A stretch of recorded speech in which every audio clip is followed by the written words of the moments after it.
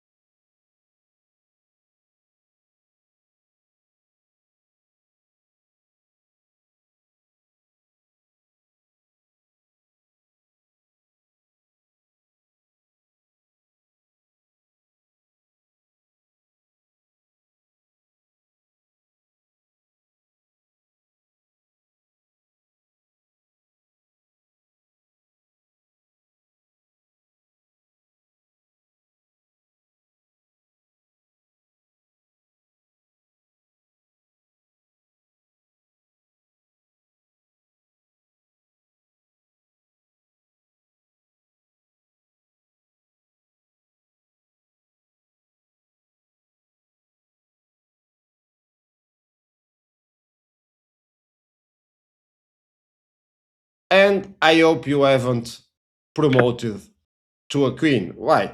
Because the first thing you need to notice over here is black is threatening to come with king d5 with a checkmate coming very fast. So if you promote it to a queen, this pawn to a queen, so that's a way to control the square. Well, you're just gonna be surprised with the check, and now it's a stalemate draw because the enemy king can't move. It's not check, and so you just lost the opportunity to win this one. And of course, promoting the other queen, it's even worse because we simply can't check it. And now the king moves to the side, and black has an easy draw over here. It just needs, for example, to sacrifice the queen, queen g8 check. The king needs to take, and notice that we get another stalemate. The king can't move again, and so it's not check, so it's a draw by stalemate. So the brilliant first move for this endgame study comes now, which is to promote the a pawn but to a bishop. So now we are controlling the checking square. So if black goes with the check, we just thank it because the king still has one option to move away, and then I just promote the other pawn and go for the full checkmate if I don't even kneel about it because I can use the other 2 pounds. So it's a very resourceful promotion to the bishop. But of course now it's black to play, and black basically has two options, okay? Because we can go, for example, to g4 with the idea of also grabbing the remaining pawn or moving the king away with a discover check, something around those areas, and of course controlling the promotion of the other pawn. Other possibility is to go to d4. But let's start with the sideline of the queen coming to g4. It's white to move. Another minute for you, and then I'll catch you back again.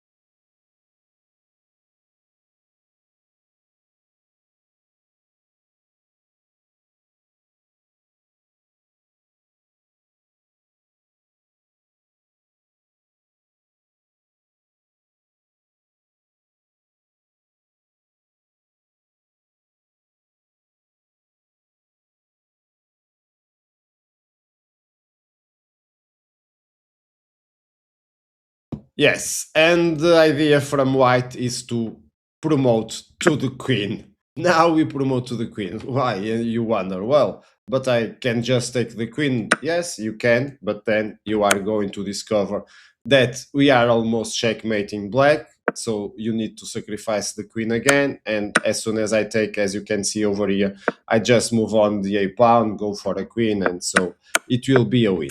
Notice how interesting this is. Now I can't promote to a bishop because why?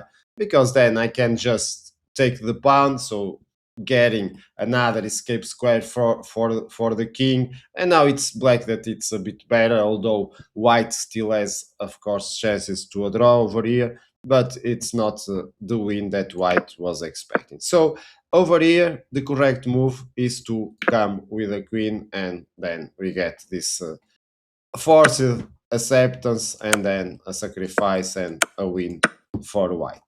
But the main line, the option that will finish this endgame study is what happens if the queen now comes to d4. So it's again white to play, another minute, the final one. And if you need, you can pause, of course, and then I come back to the final phase of the study.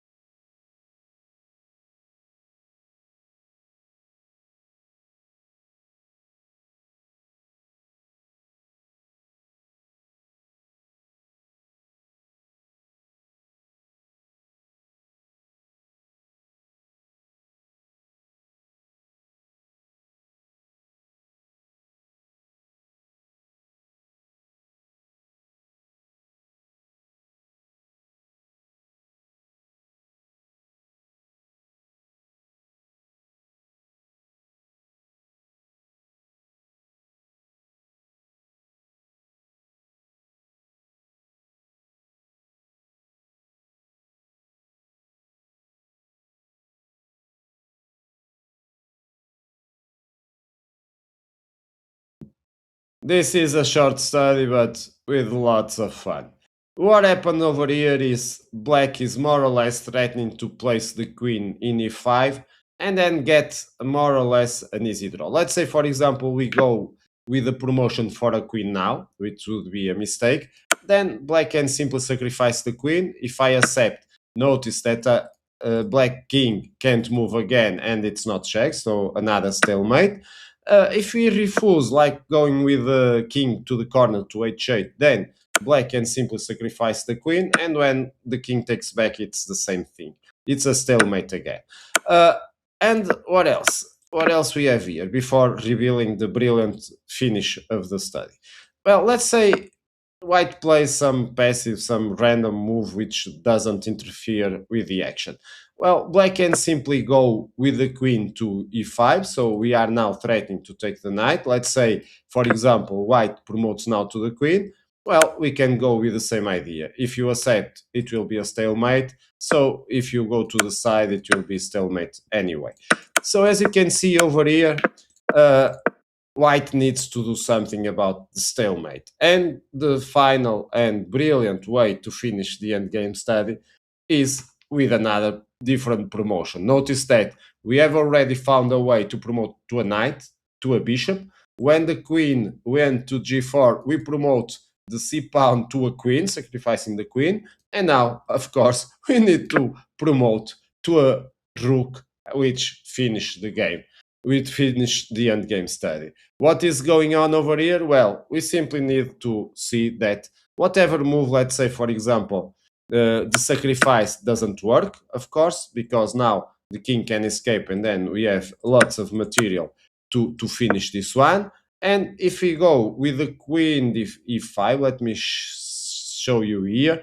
Well, white can simply has a lot of material and can, for example, bring the rook, the king moves, now bring the knight, and so on. And so with a lot of material, then it's going to be easy to get the pieces coordinated and defeat the soul queen, of course. It's not going to happen for black anymore.